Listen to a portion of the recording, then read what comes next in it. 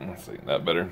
What's up, guys? So, I wanted to talk to you guys a little bit about gaining weight for strength. And I'm going to kind of talk about it in two ways here. The first I want to talk about is like going into a meet or peaking or running through a strength cycle, excuse me, etc.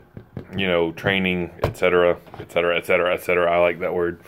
Anyway, so say, you know, you've got a meet prep laid out, you know, 6 weeks, 8 weeks, 12 weeks, whatever the case may be. What I personally like to do, and for other natty fatties, I think this is conducive to fucking gains, especially while on a peaking training cycle. You know, eat fucking nasty, high sodium, high calorie dense foods. I like to leave myself room to fill out my weight class.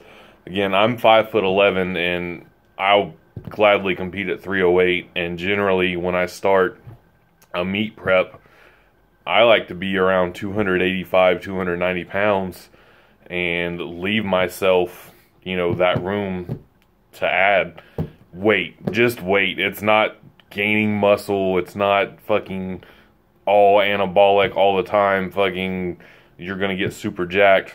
You're going to add some sloppy weight. But over the course of that 12 weeks, and I'm talking your TDEE is like 2,500 calories, 3,000 calories, and you're eating 6,000, 7,000 calories a day, high sodium.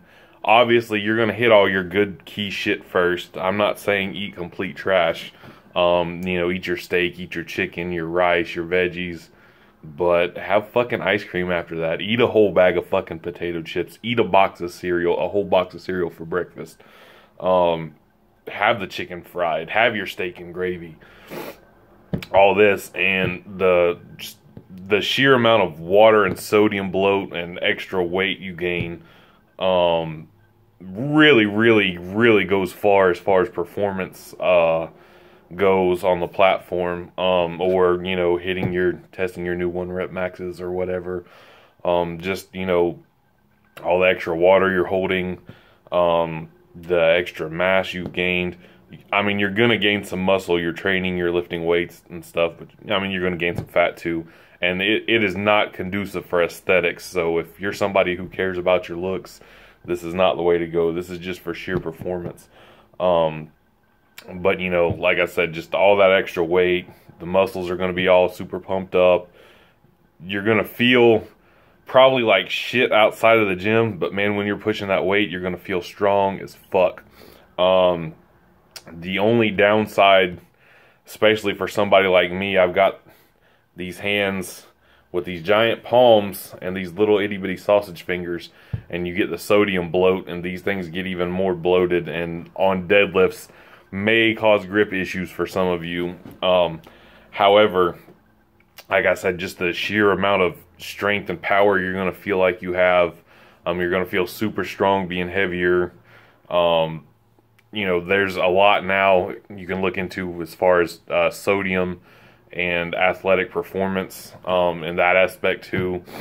So it's just a good formula for putting up 1-rep maxes. I'm not advising anybody to do this. I'm not a doctor. It's definitely not healthy. However, for strength, there it is. So that's in terms of peaking that. Now, long term, also for gaining strength, and goes for anybody, but in particular for natural lifters, don't be afraid to get bigger. I mean, everybody seems nowadays concerned about staying in a weight class, being competitive, and I get it to a point. I understand, but if you really, really, really want to push your strength, it's going to take smart training, consistent smart training, a long duration of consistent smart training. People are going to have to put in years, and don't be afraid to get bigger. You know, the bulk cut thing, it is what it is. If you want to go that route, that's fine. I've done it too, especially what I was saying about peaking and gaining weight, I always cut weight right after that. But when I cut, I'm generally 5 to 10 pounds heavier than the last time I cut because I did put on some muscle. And I don't cut down to shredded aesthetics levels. I cut down to where I feel okay again, where I'm not breathing so heavy and walking upstairs is not a chore. So yeah, but don't be afraid to gain weight over time. Perfect example, somebody who, while like our sets and reps and training schemes in that sense may not always be the same, but our philosophies are very much similar, and he is a super successful lifter. Mark McQueen, Scottish powerlifter, wins every championship coming and going over there, and he's a true powerlifter in the sense of he's not doing it necessarily just for a total. He's going out there to get the fucking W. But he's been training super consistent over a long period of time, and he's gradually gotten bigger, moved up weight class.